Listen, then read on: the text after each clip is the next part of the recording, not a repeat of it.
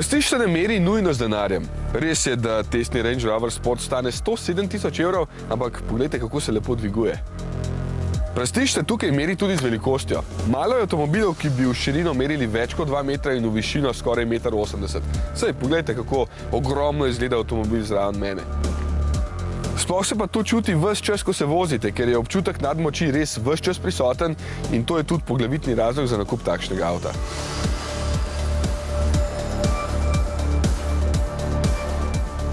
Sedi se visoko in preglednost naprej je odlična, tankovski občutek še poveča raven in ostro odsekan pokrov motorja, ki ga imate ves čas na očeh. Ob takšnih dimenzijah se zdi, da tole tehta skoraj 3 tone, pa smo uspeli maso starim Ranger Sport sklestiti za nekaj 100 kg, ker je zdaj iz aluminija. Še vedno tehta skoraj 2,2 tone, ampak se glede na maso pelje zelo solidno. Mogoče se kar preveč kritičen, v bistvu odlično. Pri tem avto morate vedeti, da se znajde tudi na terenu in ko se lahkotno in takole v sproščujoči tišini peljete, ne vem, 160 po avtocesti, potem vidite, da je res dober.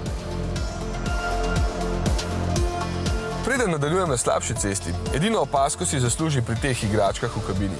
Zaslon je majhen, čeprav ima zanimive gumbe zraven, vse skupaj deluje nekako slabo odzivno in počasi. Celo tukaj ima digitalne merilnike in se spet zdi vse skupaj slabo izkoriščeno, lahko bi bilo recimo milijon informacij hkrati, merilniki bolj zanimivi, no ja, so se pa zato toliko bolj potrudili pri izdelavi in materialih.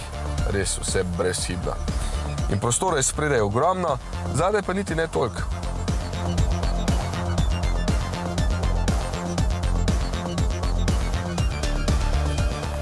Veliko pri dobrem vtisu pomaga tudi zelo zmogljiv 3-litrski turbodizelski V6 motor.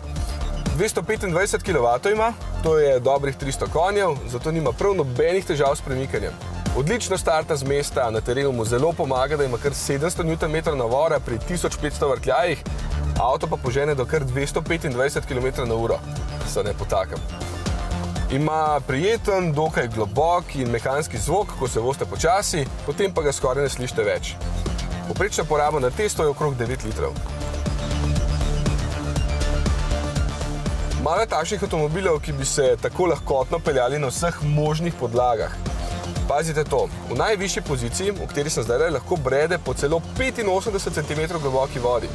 Torej govorimo o resnem terencu, z zmogljivimi programi, ki so tukaj absolutno. Praktično nikjer se ne ustavi, čeprav s tem motorjem sploh še nima reduktorja in zapore zadnjega diferenciala. Štirikolesni pogon je torsen, zato se učinkovito odlepi, ko se takole ustavite na kakšni sumljivi podlagi. Kadar je nič. V glavnem, tole je stroj za povsod.